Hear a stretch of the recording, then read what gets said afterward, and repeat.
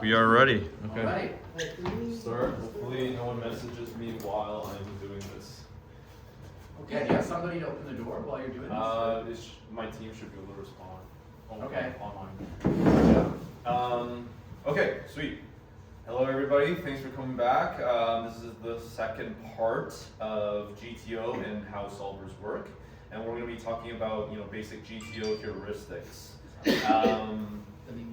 These are some of the things we'll be talking about. And again, we'll talk about what this is and why it's important.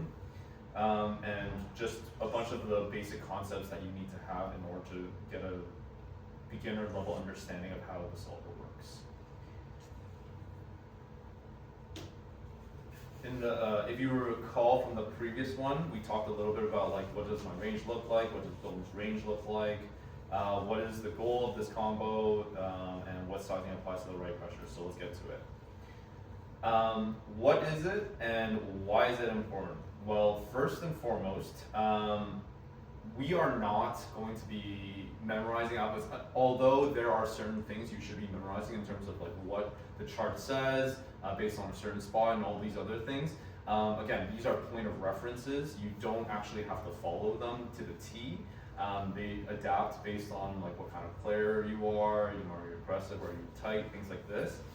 That's not the goal today. The goal is to understand how it thinks so that when you're in unfamiliar spots yourselves, then you can make a solid decision on how to navigate that spot in the most kind of GTO or solver way possible, basically. That is the goal for today. And yeah, as long as you generally make consistently good decisions that mimic that, in the long run, you should be, maximizing EV and for your play, and you should be printing money. So it's really, GTO wants to start thinking about range versus range, not hand versus hand. And we are all susceptible to this. When we all started playing, we all thought, oh, I have aces or kings or ace king or whatever, and it does well maybe pre-flop, but it doesn't necessarily mean it does well post-flop, right? So you want to start and I'm really hammering this in because a lot of players, even to today, they still don't think about that enough. You have to constantly remind yourself to think in terms of range versus range. And we have an example in a moment, but also a huge point here is how do you construct that overall range? What are you trying to tell your opponent as you're making certain decisions, right? If you're and I'll actually finalize this with an example that I played a certain hand in the final table, heads up, and go from there. But how do you construct it, and based on your actions, it's very important. What are you telling them? What are you not telling them? And yeah, let's go from there. So this example is not that range construction, but this is more generally range versus range example, which is if you're on the button and you open, so you're the first to raise, and then the big blind calls, and it comes ace 7 deuce rainbow. Even if you have king queen, even though most players when they're starting out, when they have a pair, that's when they're going to bet, and when they don't have a pair, they're not going to bet. And so it makes it very easy for you to understand when you're playing against these players, it's what they may have on this board.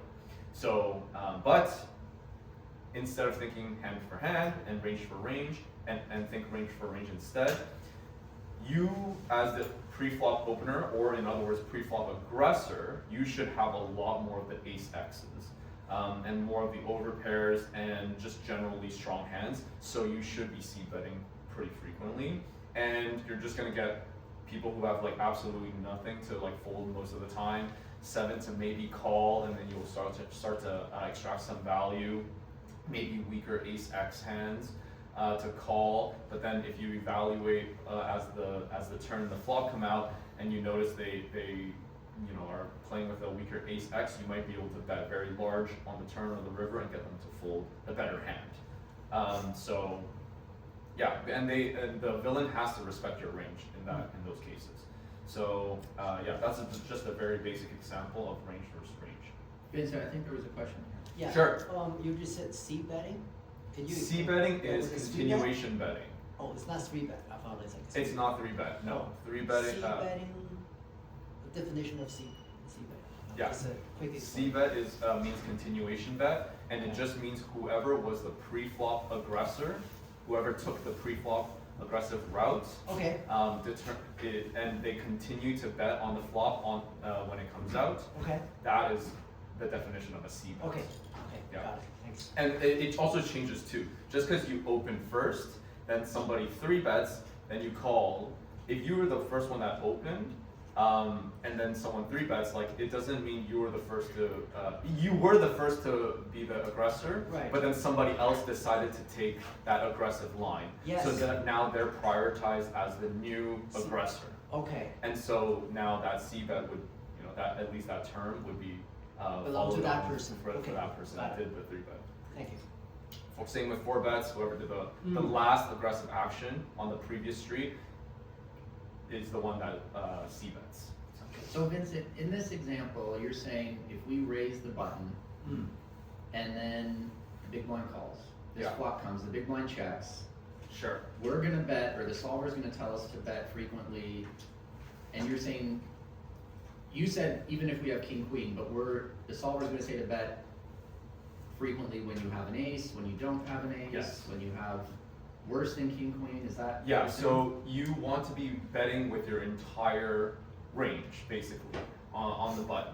So what does that mean? This is actually the example I was about to pull up. Just 1 second. So if you're on the button, it's 80 big blinds each, that's fine. You raise to a certain size, and the big blind calls, and it comes ace-7 deuce. What does the big blind want to do? Well, before we look at the big blind, your entire range consists of all these ace-x, ace-s off, ace-x suited, most of the king-x suited as well, sorry, all of the king-x suited and most of the king-x offsuits. These are the hands the solver tells us to raise pre-flop? With the stack depth of 80 big blinds, and it's 8-handed, and it's you're just playing for chips. Yes, this is the range that the solver suggests that you open with. And so you should have this entire range, all of this stuff in red. And so what it's saying is that when you get to a flop like this, against the big blind who calls, let's look at big blind for a second. What should they be calling with? Well, they're calling with an even wider range of hands, right? So the 63% of them, all the green aspects, areas, that's what they're calling with. And they should be raising, 3-betting, in other words, with stronger hands, all these red areas. So if they are just calling, then you can start to narrow down big blind's range to some hands like 10-5 suited, Jack-7 offsuit, all these different hands, right? So they should be playing like fairly wide. I know I'm naming a lot of these weird ones too, because I know when people see these hands and they're very, very large gappers, most people just like opt to fold them. But in theory, you should actually be calling quite wide when it's heads up, like in this position. Or if there's like when the button is the last one to close the action, then you have no one to be afraid of behind you, taking some other aggressive action, right? So you can actually close much wider to see if you hit a strong flop, and then try to outplay the opponent. So anyway, yeah, the big blind calls with this particular range, and then the flop comes ace-7 deuce. So why does the big blind want to check? Well, because when and we're gonna go through the concept is a little bit later as well, but I'll just say it right now. But basically, all of your when you're thinking about maximizing EV, you need to be and constructing your range. You need to be thinking about your range in terms of value first. Then you start to ripple out into your bluffs. And so when you think about your value, what does your value want to do on a board like ace-7 deuce, right? If you have a hand like aces, the strongest hand that you can possibly open with, right? You want to probably bet most of the time, right? Or you want to maybe check for deception, or you want to do something like this. Or maybe you have an ace-king, ace-queen, all these other hands. They want to be betting, right? So you can like you want to see where you're at, but also you want to see if like what your opponent may have on this board. If they're calling, then you can maybe reasonably suspect that they might have something on this board, and then you can play accordingly, right? And then when you have, and because that range looks so big, what do you do when you have hands that you're opening with here? When you have hands like ace-6 suited, right? Just because you don't hit this flop, just because you don't hit this flop with 8-6 suited doesn't mean that you don't bet. You want to essentially like mix all of those bluff hands with your value hands so that you know, people will believe you have value most of the time, especially if they've never played against you. And then when you get to later streets, when you go to showdown and people see you have bluff hands, then they'll start to think, oh, like this player is capable of playing these flops with bluff hands. And in effect, that actually allows you to get more value when you do have value hands. That's the general concept. We'll go a little bit deeper into that later. Anyway, so big blind, let's say checks, and then button, what does it want to do? As you can see, it's literally its entire range that it comes into this flop with wants to bet. Literally the entire range, almost like if we simplify, it's basically 100%. And we go for the small size because this is considered a range bet. You want to just kind of, it's almost like in layman's terms, and a lot of players, what they talk about is it's like a feeler bet, essentially, to see where your opponent is at. Again, he'll get many opponents to just fold out all of their weaker hands. It'll get them to call with some ace-x hands, some 7x hands, some ace-7 two pairs. The ace-7 two pairs will probably raise here. 7 deuce is probably unlikely. They might have pocket sevens. That's probably check raising as well. Pocket deuces might be in there, etc. So you want to range bet. You also don't want to be betting at such large sizes either right away, because you will effectively scare off your opponent. So this is saying to bet 2 big blinds. That's when it says bet 2, that's what it means. Yes, Bet it's 2 saying big to bet 2 big blinds in all these different scenarios, whether you have aces or whether you have, let's say 5-3 suited, and you have complete air, you have 5 high, right? And it's and it's saying that so that you can mix all of these bluffs and whatever else doesn't hit this board with all of your strongest hands. Any questions? Yes? I have a question. Could we look at the solver by removing the ace? See By what happens? removing Like- the ace. Yeah, like put on the like flop. not like a face card or an ace, just put any other card. Any other card. So how does you're Like a wondering five. how does it change Yeah, I just wanna the s- interaction you have with that board, right? Yeah, exactly. Right, okay. I guess we can just go right into it, that's fine. Let's say like no face card you said. Like let's say like a 9 Sure. of diamonds here. So button is here now. So it changes quite drastically. Instead of like simplifying, it's like 93 to 100%, betting on for a small size. You still want to bet at like relatively frequently. Still like 70. Still like 73, 75%, something like this. Because you generally like will still have most of like, you know, the over pairs, like some strong pairs. You might even have 9s, 7s, things like that. So again, you're thinking from what value do I have, and then you know go and then rippling into your bluffs. You also could have a lot more of the nutted hands, not just the range hands. You could have like ace, a king suited, and it's of the diamond variant, for example. You Blue also is diamond. sorry. Blue is diamond. Blue is diamond. Gotcha. Yeah. You could have, you know, and then some of your other like bluff hands actually start to become a lot stronger. Like 8-6 suited also has an open ender, and if you have diamonds, then you also have a flush draw, straight flush draw actually. So a lot of it changes as well. But if you have aces, generally, if somebody has just like a 9-10 as your opponent, again, you're still printing money. So again, you want to still, for the most part, bet.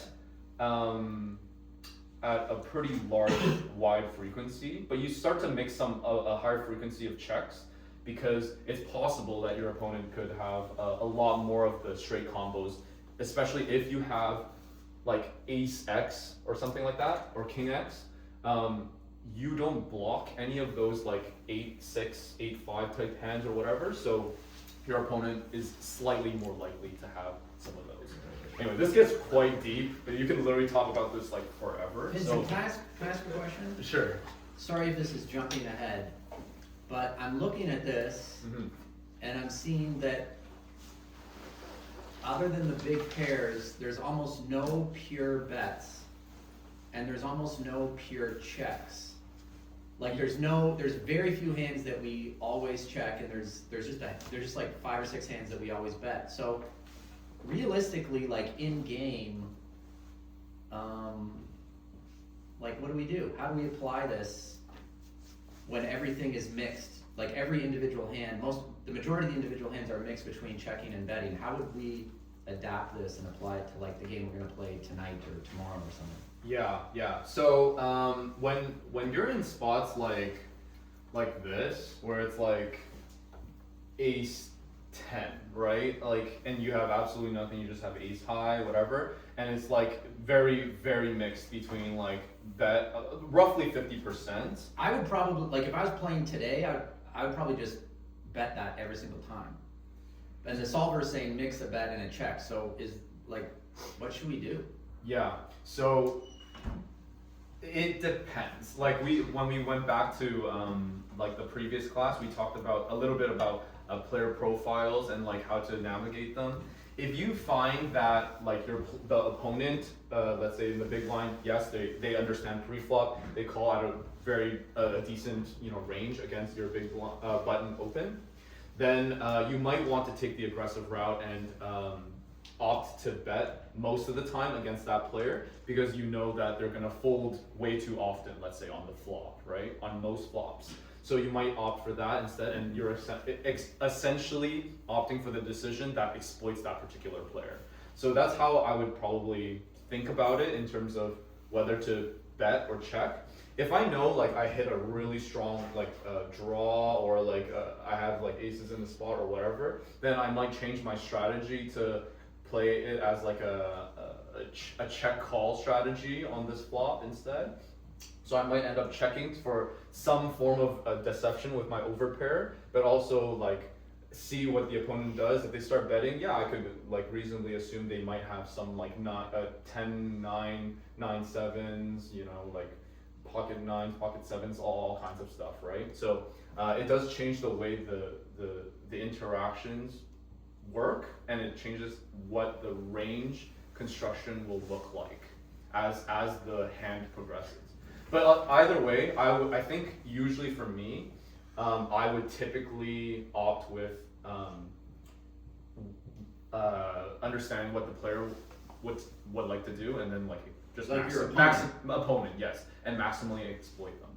That's the strategy I usually go with. Gotcha. Thanks. Okay, that's that. So let's go back to here. Oh my goodness. There we go. So that's this one.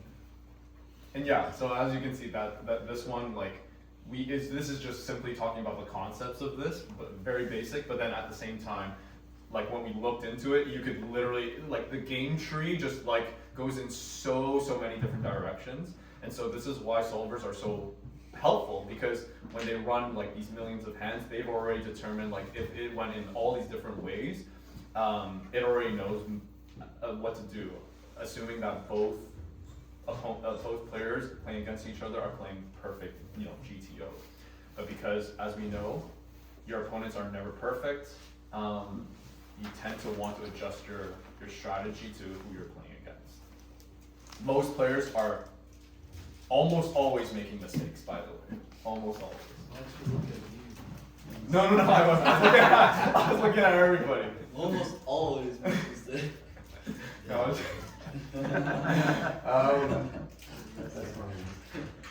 so, and part of the core principle as you're like playing this is you want to maximize EV, not number of pots. There are some people that like when they play against each other, they're observing other players, they kind of think too on the surface of like, oh, if these players are just like winning so many pots, they must be a good player, you know, they must be like just a non-stop winner and all these other things. That's actually not the goal you're trying to go after when you're making decisions. You want to maximize EV.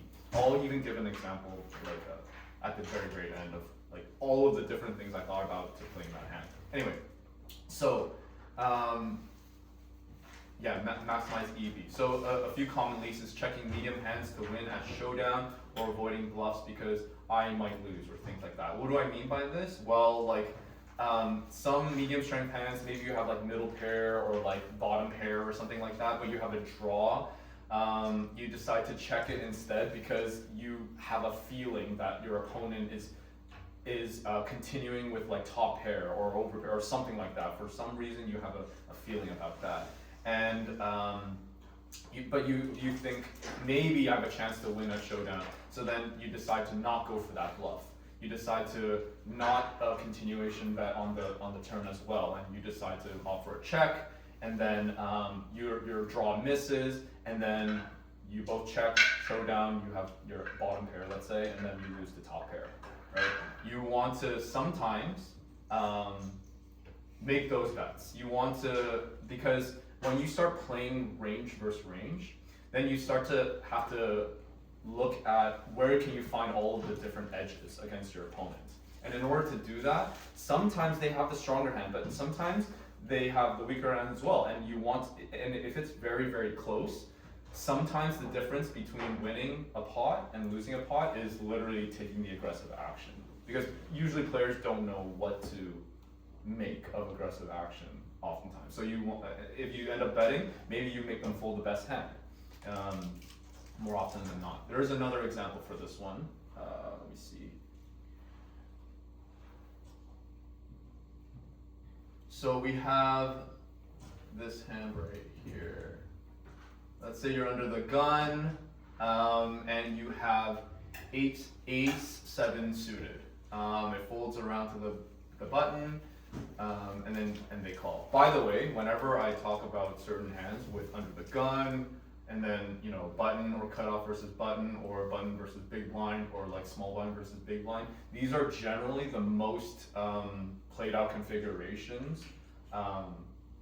Yeah, so you're never really gonna, that's why I talk about specifically like this opponent versus this opponent and stuff like that. Anyway, so under the gun raises to a certain size, 2.3, button calls, and then everyone else folds, and it comes queen 10-5. Let's assume we have ace 7 suited here, or with the heart variant. So you have a flush draw, and you have but you have only ace high. Under the gun, what does it do?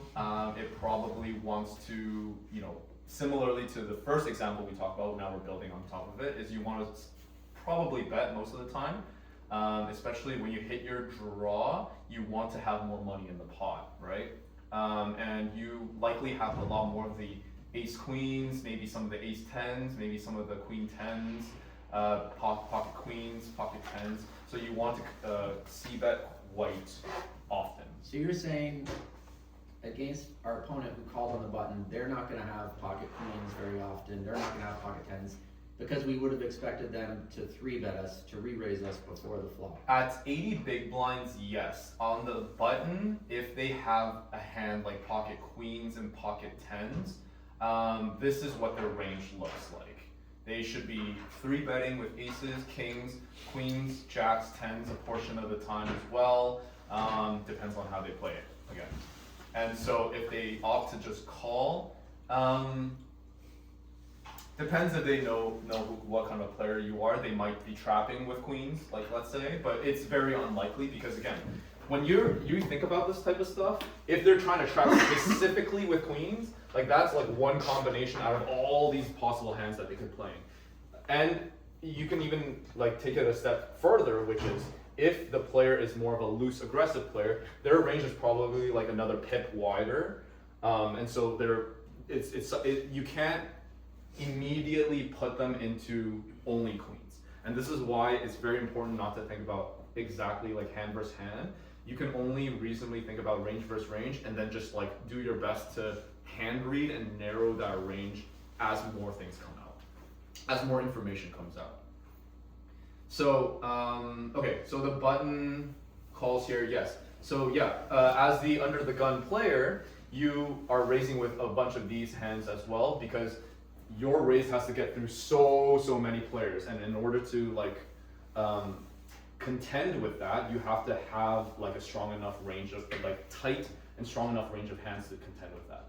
So your range will generally be tighter, and so on this flop, yes, you could very much have queens, tens, even fives here, and then you know ace queen, ace 10, all of those hands. Right. So anyway, you decide to bet for, let's say, half pot, because your plan is maybe to, you know, get it all in on the river, right? So you start with a middling size, like 50%, something like this. Then button calls, and you don't know what they're doing with that, but let's say turn comes with a 6. Under the gun, what does it want to do? Oh shoot, maybe I should not have done this. Like, before anyone saw that, what do you think button should do? Sorry. What do you think under the gun should do? So we bet the flop, our opponent called on the button. Yes. What do we want to do under the gun? When the turn comes to 6 of clubs, what do we want to do with our hand? What do we want to do with our hand? Based on what we talked about here. Well, we have a good draw, so we definitely don't want to check and fold. But we might not want to check and call a big bet, so I think maybe we just want to bet out again. At what size? Well, I can already see the size that you. Well, I mean that's. But if I had to guess, I would probably bet. We're 80 big blinds deep to start. I would bet like. I would probably bet a geometric size, meaning something that's big enough that if I make a flush on the river, or if I want to bluff on the river, I can go all in. Yes. Yeah. So I would bet like between 2/3 and the full pot, just so that my bet is scary enough they might fold the turn, and on the river I can put maximum pressure on, either as a bluff or if I make the nuts, for value. Yes, exactly. So like let's just say on the larger size. What size you choose is completely also dependent on you. I would probably offer the 13 or the 20 bigs, and the solver actually wants to do roughly like the same thing as well, because it wants to again just generate enough fold equity where it gets all the worst hands to just fold outright on the turn, but it keeps a lot of the hands that are also okay, even some other weaker flush draws, to continue as well. Maybe some stronger queen X again, the button that may have to also continue as well. And Peter's absolutely right. We basically want to bet for a large size more often than not. Why, if we bet a third, actually, let me see if I can do this here. One second. If we opt for a smaller sizing, and by the way, I think most players, when they're new to this, they're scared of the larger sizings. They usually want to go for the smaller sizings, even when they have ace high, because they're scared to get check raised. They're scared to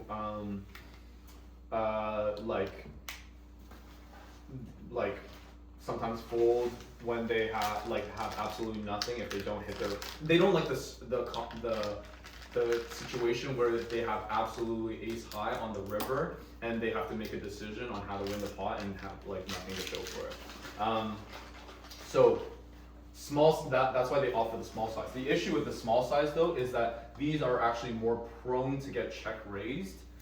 So you actually want to defend your hand with a larger sizing, because now you're suggesting a lot of strength to your opponent, and they are far less likely to check raise you when you're using a larger size. Not check raise, just raise, right? Sorry, yes, no. Just raise, yes, just raise, yes. Sorry, not check raise. You're under the gun. Yeah. What do you do when you get jammed on when you make that sizing?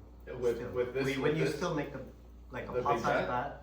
Yeah, and then unfortunately, like it's probably a very indifferent spot because like if you're using this large size, what is this, 20, so like the pot will be around like 60 or so, 56, 60 or almost 60, and you only have about 50 behind, so like your SPR, stack to pot ratio is like 1 or a little bit less, and so you're pretty much incentivized to call most of the time. In other words, you are in a very indifferent spot, and at that point it's player dependent.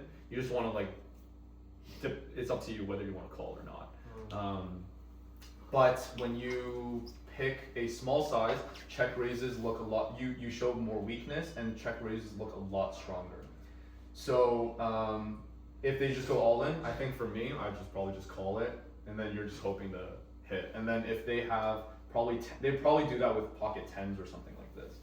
So let's say like you did bet this large size, button decides to, you know, check raise. What would they, to raise on top of that? What would they be doing that with? Queen 10, all in. They wouldn't. They might have tens as well, but they wouldn't be going all in at that size. I guess you wouldn't be going in with 10 all in because you're only getting called by better most of the time, and usually it would be like queens or something. So you would at least want to raise for value, but you probably wouldn't go all in. Yeah. Anyway, that's that. It's to prove the point of here. Your bluff turns into a draw that you can win some portion of the time when you choose to continuation bet even on the turn, so that even if you have ace high, you can get some hands like 10x, weaker hands to fold. So when you put wins only 30% of the time, you're talking about how often we make a flush. This was actually just an arbitrary amount. Okay. This is some. That's why I said some portion of the time. It just depends on the spot. But the point of this is that you want to bet some portion of the time on the flop, and if it makes sense on the turn, so that you can get worse hands to fold, and then just like realize your equity right there and then. And then when you do get callers, if you do hit your draws, then you're also winning a very, very big pot. Yeah. Anything else? Okay. We continue. We're kind of short on time.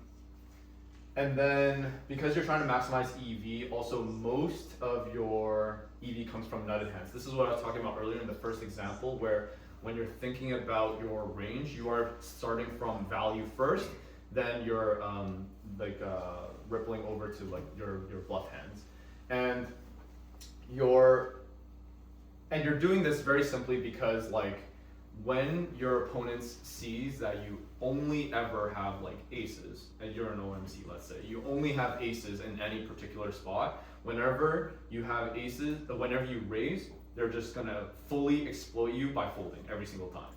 So you actually have, it's key in your strategy to mix in some of the bluff hands so that you can get maximum value when you do have value. This is very simply what it's trying to say. Yeah, any questions on that piece? Okay, we'll keep going. Preflop is the foundation of everything. So yeah, everyone makes decisions on the pre-flop, right? Not everybody gets to the flop necessarily, and especially not necessarily to the turn or the river. So if you kind of hone in very closely on understanding the general range construction based on position, and then you open, 3-bet, 4-bet, all of these other things, all the pre-flop actions, you do all of that accordingly. Generally, it will set you up for success post-flop. It will be much easier to figure out what you should be doing post-flop. Because oftentimes when you open up with 7 deuce offsuit just to have fun and whatever, right? And let's say you have 7 deuce. 7 deuce comes on the board with like a queen, but then the person that opened had like pocket queens or something like that. That's how all your mistakes compound, and that's how you lose like the maximum amount, like by the turn and the river. So you want to, but if you didn't call with 7 deuce in a certain spot, you probably would never have lost that in the first place. So making sure your pre-flop is very, very solid will make it much, much easier for you to navigate post-flop. Let's see. And then the stack size also determines a lot of different things too. If your stack size is 100 big blinds, which most people play, then you may have a certain sizing for certain things to get it all in, let's say. But 300 big blinds deep, you might change your sizing. Like the equivalent of a 3x raise at 100 big blinds might be the equivalent of a 4 or a 5x raise at 300 big blinds. It's a little player dependent because maybe the player is like strictly changing it because they have a stronger hand and they don't know how to like mix it accordingly. But if they're a bit more of a studied player, they may raise accordingly to the stack depths, effective stack depths, and then they will and this also changes when you're at 15 big blinds as well. You don't want to be raising for 3x with similar hands, because if you get like jammed on and you happen to have, you know, like 8-7 suited, you don't want to be going all in most of the time with 8-7 suited at 15 big blinds, right? So can you guys see that, by the way? It's a little bit small. I can see it. Okay, cool, that's fine. So you're saying the deeper you are, the more chips you have, the bigger your pre-flop sizing is. That is one way to adjust your strategy, because you're trying to because when you have value hands, you're trying to set it up so that you can potentially get it all in on certain streets. And if you raise it too small, let's say at 300 big blinds, then it's very hard for you to kind of like, let's say geometrically raise to get to that point. So you might have to use very, very strange sizings, and then it's just like, it's so out of like whack, people don't know how to navigate it, so they just end up folding, you don't maximize your EV, right? But if you adjust accordingly, then you might be able to like get it to that all-in point. And what this means is like, and before we go into that, an example is when you're a deeper stack, you can actually call with more speculative hands, which is like you have 10-9 suited on the button, you can actually call much wider with that hand, because you're not at risk of losing all of your chips.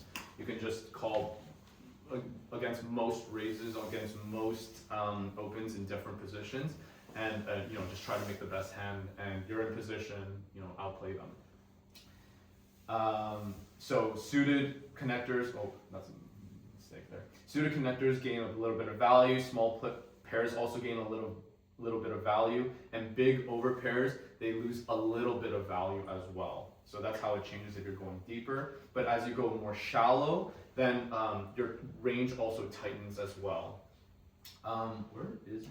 So Vincent, can you explain that? Suited connectors gain value, small pairs play better, big pairs lose value. Yeah, so when you're deeper, again, you're not at risk of losing all your chips when you make a call, and you can call with more speculative things like suited connectors, like small pairs, like even crazier, like if you expand your range really wide, even crazier hands like Jack 8 offsuit, even if you're a relatively tight player, because if you end up hitting like really big, like 2 pairs on the flop, then you can still navigate it with a lot of like flexibility, and even whether you have the best hand or not, and still not necessarily like lose all of your chips. I think the difference is like, if that was the same situation at 100 big blinds and you're getting put into the blender and to like really high pressure situations, people are much easier. It's much easier for people to go all in at 100 big blinds when you're raising 3x. Like the way the pot develops in those spots, because there are because you only have a certain stack depth and there's only a certain number of streets to get value. it gets to that all-in situation much quicker. And when you're at a deeper stack depth, then you have to like bet much bigger overall in all the different streets in order to get to that all-in situation. So when you have more speculative hands, you're okay. You can still just like have fun with it. And I think the example here too is like when we're at 200, 250 big blinds in the early levels of the tournament, I will play much wider in like almost every position. And then what about the big overpairs? Like, you say they lose relative power, but do we play them differently? Like when I have 100 big blinds, I'm always gonna raise a big pair. I'm always gonna 3-bet with it. At 300 big blinds, do we not raise or 3-bet, or do we use a different size? You use a different size. So like at 100 big blinds, you might raise a standard 3x, and then at 300 big blinds with aces, you might raise 3x. At 300 big blinds, you might raise it to 5x instead. But that 5x might be the same across your entire range pre-flop. Yeah, that makes sense. That is what I'm trying to get at. And I think I'll... So when you say they lose relative power, like that's just something to keep in mind, or does it change the way we play them? Is there it slightly changes because it also means that you should know that your opponent is going to call wider with a wider range, right? So we're more cautious with them? So That's the adjustment? So the adjustment would be, depends on the board, depends on the player no matter what, but you generally would be a little bit more cautious. Yes. Okay. But no, that's not it. Wait, I like that one. No, that's not the one. I'm trying to find, where is it? Oh, it was here. That's why I was looking for it. But basically, when you're we got this kind of standard opening from the coaches back at VClub last year. But roughly, like between 65 big blinds to 100 big blinds, you're raising at about 3x the big blind, and at 40 to 65 big blinds, you're raising at about 2.5 big blinds. And then less than or equal to 40 big blinds, you're raising around 2, maybe 2.2, 2.1 or 2.2, depends on the player at the same time. And then same deal, like as your stack size gets bigger, that's when you, like at 200 bigs, like let's say 100 to 150 or 200, you might raise it at 4 or 4.5x, right? Or even start raising it at 5x. So it's relative to stack size. And by the way, it's also relative to the effective stack size. Whenever you're playing tournaments, even if you have 100 big blinds, but if you look around and somebody has 10 big blinds, you do not want to be raising at this 3 big blind level. You want to actually be raising at the effective stack depth, which is 10 big blinds on the table, and then raise according to that. Because if you decide to raise at 3 big blinds with like a hand you're comfortable playing with, but they decide to shove all in and there's some crazy action around the board, somebody else calls and somebody else jams all in, you are not, you end up losing an extra big blind when you could have accomplished the same thing by just raising it to 2 big blinds. So, yeah. Okay, so before the image, that was the... This will tie it all up together, which is if we are in the small blind, it's heads up. We both players, the small blind player has 600K, and the big blind has 400K, and then the blinds are 15K and 30K. So in other words, the effective stack depth is roughly like 13.5. Okay, and first place gets 2,800, and second place gets 1,800. And you're in the small blind, and you have ace of spades and ace of hearts. What would you do? Raise. You would raise. Okay. Well, anyone else have a different opinion on what you would want to do? No, everyone wants to raise? Heads up. Heads up, yeah. All in, okay. That's good too, okay. So to some degree, you want to raise, or all in, something like this. Okay. So let's say What's the stack size? 13.5. Wow, okay. Yeah, 13.5. You decide to raise, okay. And then the big blind decides to call. And then the flop comes king, jack, what do we have here? 5. Oh wait, hold on. This is not right. King, I think it was jack of hearts and then 5 of diamonds. Here we go. That's our flush draw? This is No, it's not. This is It's not zero our is flush five. draw. Again, we have ace of spades and ace of hearts. Okay. Okay. And then big blind checks. What do we do? And by the way, when you like think about this too, like you're basically your objective is to with aces, especially like from pre-flop, your objective is to get it all in. You want to just take down this tournament. You have the best hand pre-flop more often than not. Stacked ups are shallow, so this is probably the strongest hand you can have to get it all in, right? So that's your strategy going into how you would navigate most boards as they come out. So big blind checks. They call big blind checks. What do you do on the small line? With aces. With aces. Ace of spades, ace of hearts. What do you do? What do we do with aces?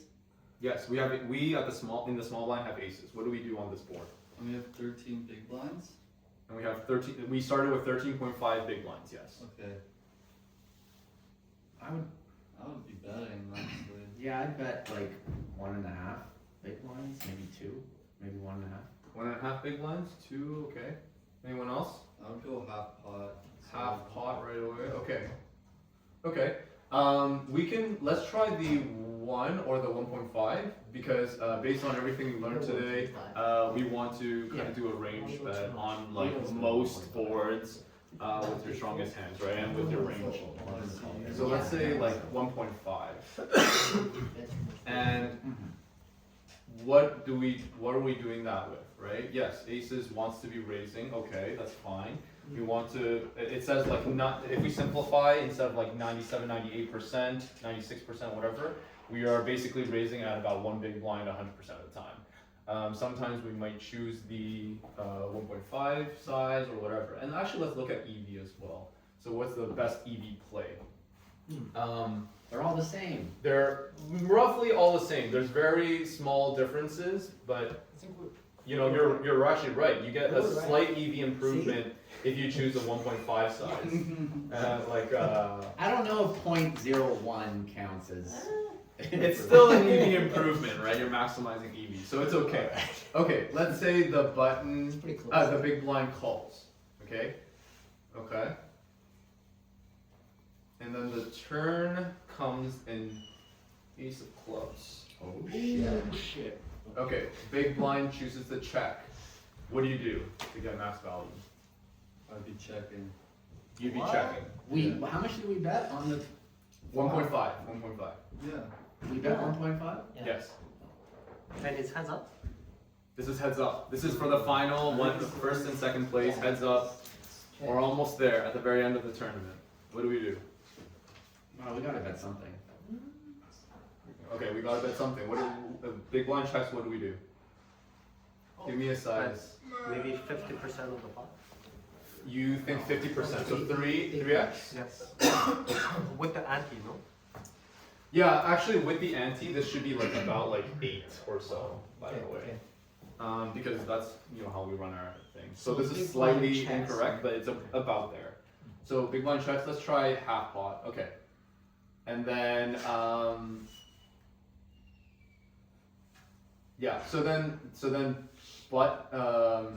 button chooses to call the big blind, sorry, chooses to call. And then we have 9 of clubs come out. Big blind checks again. And then what do we do? All in. All in. Okay. All in. That was Everything our must strategy. go. And then button big blind folds. So we don't get the max. Ah. So and that's because I think usually like even though it says like 60% of the time it calls here, and then and this is king 6. He shows king 6 suited, by the way, of hearts.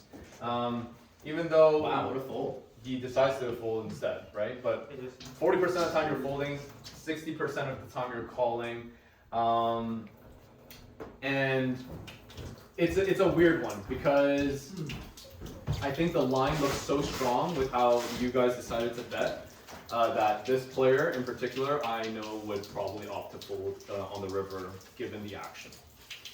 So what would have been the most positive EV on the river? Okay. Like what sizing? So I played against Marizin, okay, and he has, and there are a few things to note about him in interactions with me, okay. He is trying to figure out how I play for a very, very long time. He knows that I look at stuff like this. He does some of that too.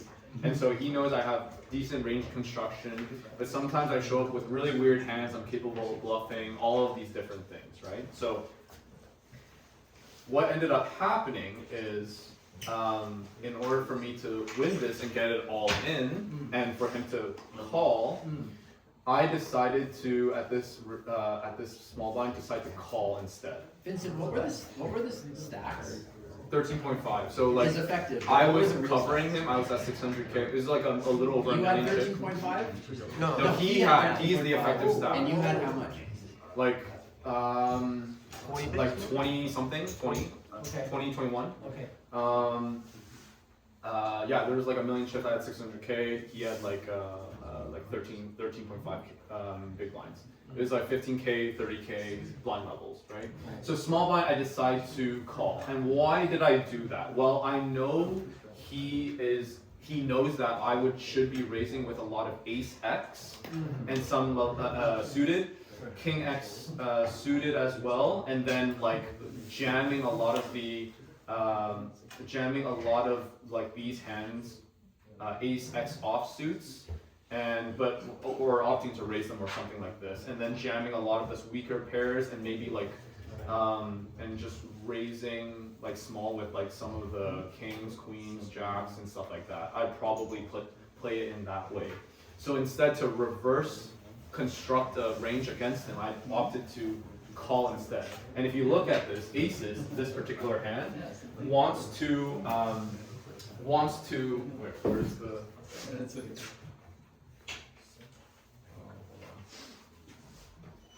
ace X wants to be raising to 2 big blinds 65% of the time, and I chose to like call in the infrequent bits of the time, right? And I did this, and he decides to just check.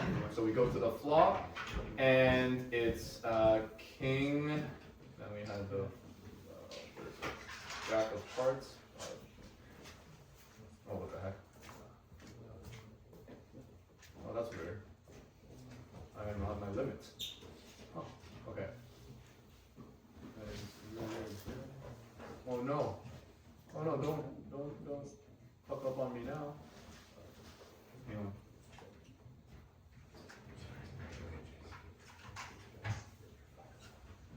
Vincent, you don't pay for GTO Wizard? I pay for not the premium right now because I don't run enough hands on the thing.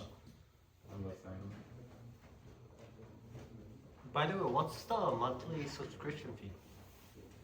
Starter is like $40, 40 and then premium is like 60. Mm. USD. This is USD, by the way. Okay, checks, and then I'll tell you like roughly like how it plays out. Oh no, Jesus Christ, this sucks. I need to upgrade this right now. You can just tell us, we believe you. Okay, anyways, so I ended up opting for, he checks, and I decided because I didn't raise, I wanted to evaluate where he was at with this flop. I know that any king X, any jack X, even any 5X is gonna call a bet, so I just bet one big blind to see where I'm at. Overpair strong enough to do this. And then plus I know that with the heart in my hand, if a heart comes down on the turn, I can start to merge a lot of like diamond or heart draw flushes, and even maybe some weird like potential straights and stuff like that, depending on the turn. So I ended up betting a big blind. He calls. Then this card comes out, and I effectively have the second nuts on this board. the nuts being queen 10. And he checks to me, and I did not bet, by the way. I was literally just playing around with it. I actually went to check as well. And now the pot's currently like five big blinds. I ended up checking. It was check. And then river comes a 9 of clubs. He checks, and I jam for like 2x pot. And within like 2 seconds, he just basically said, "Oh, maybe you have a stronger like king X here, maybe like king jack, but I don't feel like you really have that. You might be doing this with like a weaker a jack X hand. Okay, I call." He shows king 6 suited, and the reason that happened is because like one, he just knows like most of the time, or like up to this point, up to our like whole history of playing together, I've never called with just aces in that spot, and a few other things considered, I just don't really have a lot. The flush draws missed, and I really don't have a lot of like value hands here. And his king X is usually good most of the time. If I would be wanting to do like a 2x overbet jam, pot jam with like hands that completely miss, something like 10-9. 10-9 of diamonds, let's say. 10-9 of diamonds is one of those hands. I could be doing it with like, let's say aces there, like queen 9 could be there as well, of diamonds. I could have the heart variant as well. And especially the bet sizing is very polar as well. If I wanted him, if I had value, I would want to get a call from him, especially when the pot is so small. Then I would want to bet like, I don't know, half pot or something like that. So I ended up opting for a jam because it mixes all of my absolute strongest hands with all of my bluffs. And he ended up, because there are so much of a higher percentage of bluffs that could be in that particular line, he opted for to just pretty much snap it off. And if you look at this, like, oh no, Jesus. If you look at this here, oh, I wish I could show you, because like I really want to show you, because like basically when by the time it gets to the turn, if I chose to check, aces should never be there, like ever. And so that's why like he now knows, like if I decide to bet small on the flop as a range bet, and I check the turn with an ace there, when I should be continuation betting with any ace X, it pretty much eliminates all the ace X from my range. And so now he's only looking at me on what I have based on like this range of hands.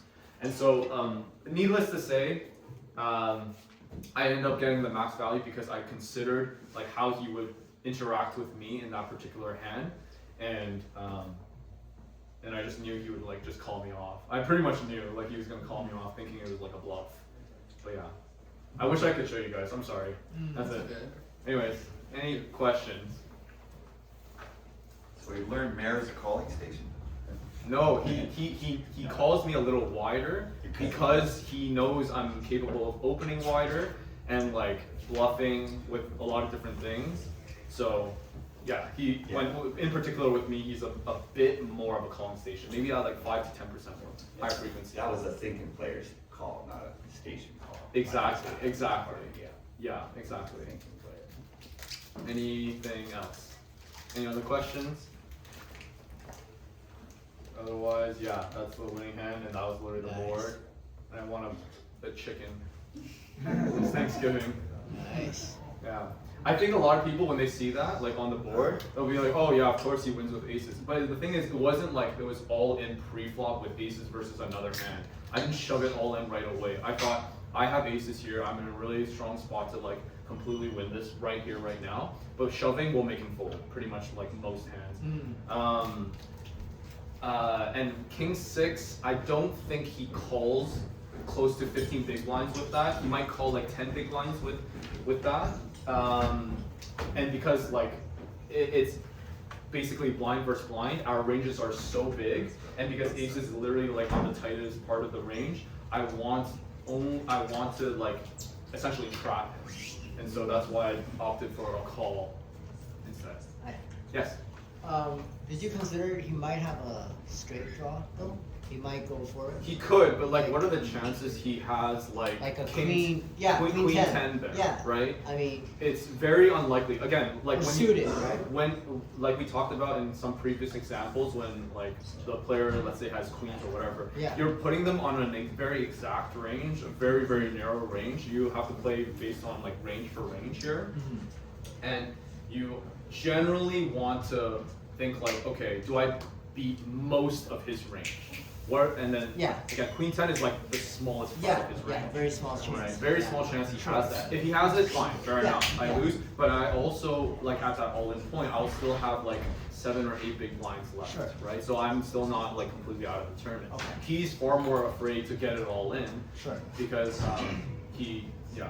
Anyway, so Yeah. cool. Yeah. Okay, thanks guys. We're gonna start the tournament. Vincent. Thanks. Let's go. Vince, quick question. Yeah. For future, is there gonna